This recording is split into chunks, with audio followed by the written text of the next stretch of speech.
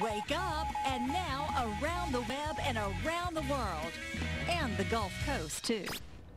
Good morning, 6:11, around the web, around the world. And Melissa, you know, we miss so much when we go to bed early. We do. We miss a lot of the end of the great football games. That's the hard thing for me. This was not a great ending for Rutgers. We usually talk about SEC games here, but we got to play this one. This was towards the end of the Rutgers game versus Mississippi State. So they're on 4th down, have seconds left to go. One more play, and the quarterback decides to instead just spike the football as he snapped it. The coach is dumbfounded. Clearly a big miscommunication. He should have gone for a Hail Mary play. That's what the coach wanted him to do. But unfortunately, Chris Laviano, for some reason, with 3 seconds left in the 4th quarter on a 4th down play, decided to spike it. Yes, and that ended the game, and Michigan State won it. I mean, Rutgers came within striking distance of winning. Yeah, gotta love the Big Ten football. Always a little surprising at times. I know. Oh, and you've got something surprising too this morning. Pumpkins. Yeah, how much would you pay for a pumpkin?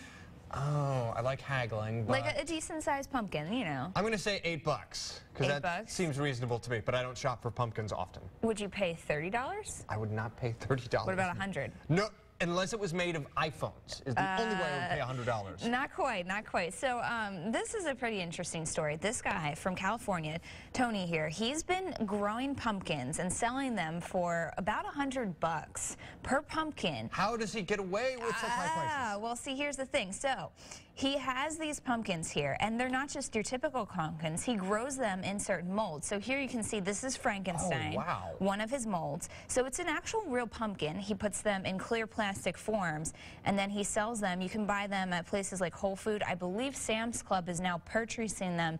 They're going to be selling them for more like $30. But he's a California farmer, and not only does he do all these different shaped pumpkins and fun pumpkins, I've heard he has a witch coming out. There's also, as you can see here, a square watermelon. See, I didn't know how you got that, but I guess you can just throw these gourds while they're growing into a confined space, and they'll mold into that space. Yeah, and he does heart-shaped pumpkins, or heart-shaped watermelons, I should say, as well. So there you can see him with some of his square watermelons. It's pretty interesting stuff, and I mean, it's not a hard concept, but he's making quite a bit of money. I wonder if you can separate the molds, or does he have to break the mold every single time? He actually has them separated, so usually they're in halves, but now he's designed some that are in 4s. And, you know, he's had demands from places like Dubai actually demanding them overseas. So he's been very busy growing about 90,000 pumpkins this year for the demand. So crazy. He's actually had other farmers helping him now, too.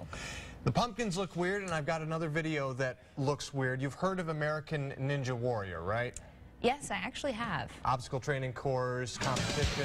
Well, this is one of the guys from American Ninja Warrior. This fella is by the name of Rico Rivera. This is their training center down in southern Florida. And he's doing this training course in a T-Rex outfit. I mean, the thing I like about this is not necessarily that he's doing well, but I love the way the T-Rex's head bobbles.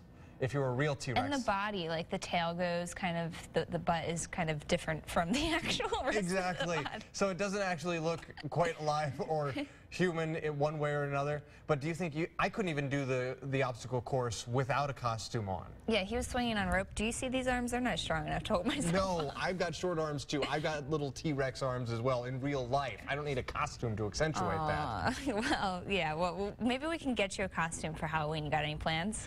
My plans for Halloween are to take my children out and to get them as much candy as they can, and then get it away from them somehow. I was going to say, well, you can keep it for the next morning, because, you know, we'll be on air the following morning, so you can't stay up too late, but if you do, just use that sugar rush. That's right. But don't steal too much from your kids, because they may know. Well, you've got to partial it out. You got to portion it out. You don't want the kids to go crazy on the candy. That's what our jobs are as parents, to slowly give the candy. Okay, got it.